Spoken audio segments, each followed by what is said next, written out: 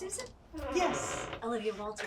Oh, it is so nice to finally meet you. Likewise. Please come in. Are you and your husband well? I have set up some water and snacks for you. I wasn't sure what else you would need. That's great, Susan. Thank you. Jeffery? Jeffery? Oh, that young woman is here. The writer.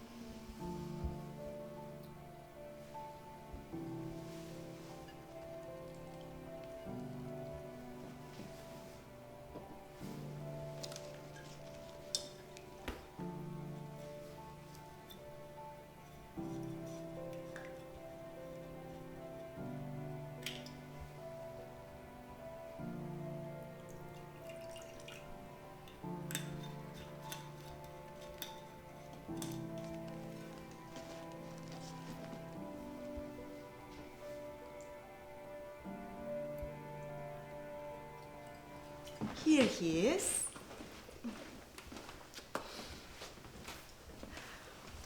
Liv, it's so nice to meet you. Olivia. Yes, Mr. Hastings, it's wonderful to meet you too. Thank you for meeting with me.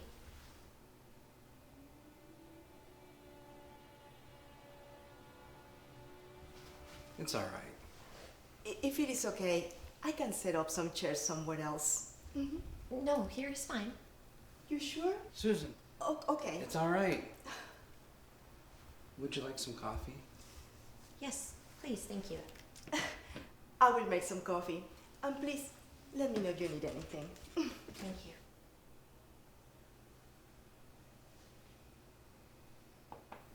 Can you explain this to me again? No, of course.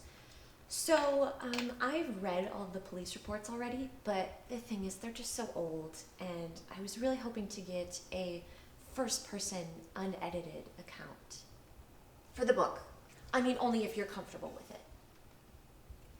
Well, yes, of course. That's why you're here. Wonderful.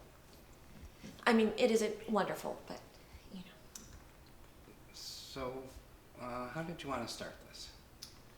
Well, I have my recorder right here, and I'll be recording our entire conversation. I'll also be taking notes on anything that I think is important, just to make editing a little bit easier. And anything you don't want published, you can just tell me and I'll write it down, or you can say it and the recorder will pick it up. Right.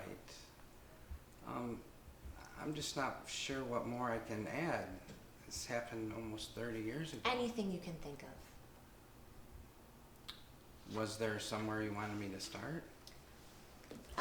Wherever works for you. How about the morning of the day it happened? The morning. Okay.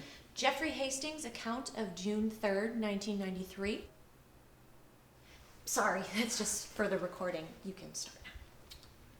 Well, the morning. I think it was Thursday. I'm not sure. Would it be okay if I skipped ahead? Wherever you'd like to start is fine. Yeah, it was a trying morning already. Right, you had just lost a patient that morning. No, I wasn't a surgeon yet. Oh, right, you were in training to become a surgeon. I was. That doesn't happen very often in Bramville, does it? Thank you. No, it doesn't.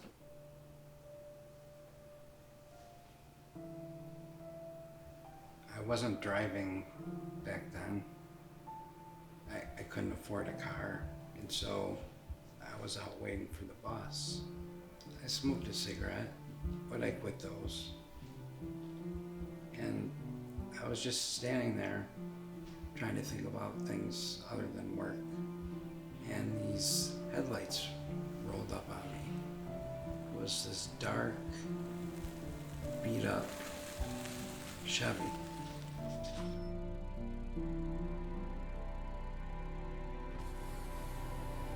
I need your...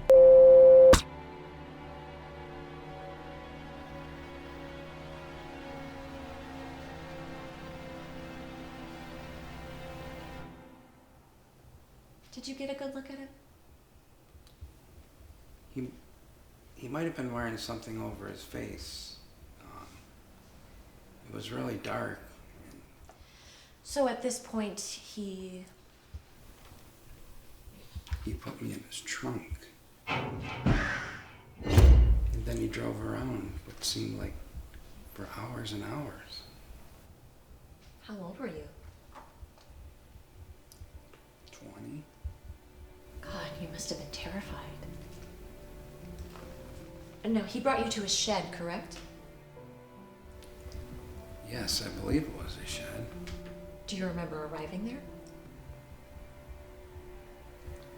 I remember being at a shed. Do you remember anything about this shed?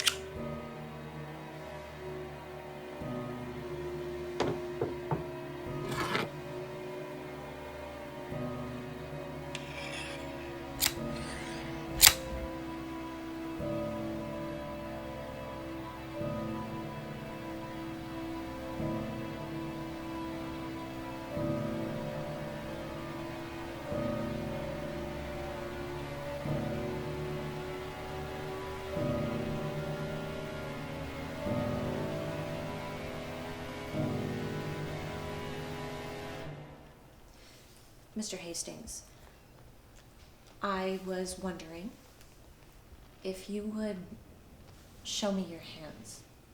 Hold on. Hold on a moment. For the book, okay? I want people to understand how horrific this case was. Darling, you don't have to do this. I don't see how showing my... Mr. Hastings, did you actually see the surgeon? What is this? An interrogation? Susan! No! What right does she has to come in here and hound you? As if we haven't have enough... You invited me, and I told you what this was.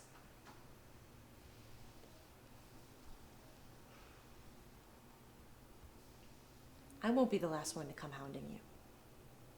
The case went cold and he was never found, and you were the first one to claim to have seen him. Barely. Hold on. Was this the police sketch of your recollection of the killer? Yes. Is this the surgeon? Yes. But I was drugged. My memory is very foggy Mr. of Hastings, that night. this sketch resembles the first responder who found you on the side of the road the next morning. You don't have to. This sketch does not resemble any of the other 3 eyewitness accounts of the surgeon. He was drugged. But it was this sketch that was released to the public, and it was your testimony that misled the investigation. You should leave. 6 other people were taken after you.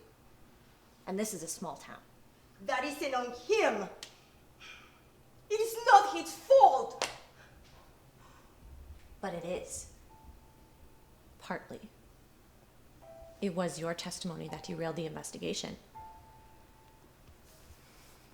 Mr. Hastings, as long as this case stays cold, the other victims, the ones who weren't so lucky, they won't have justice. You won't have justice. And for another 3 decades, if you have that long, you'll be fending off people hounding you over and over. But all that can change if this psychopath is found. This case needs to be reopened. You and your wife deserve proper closure, as do the families of the other victims. You can still have justice, Jeffery. Just let me show them.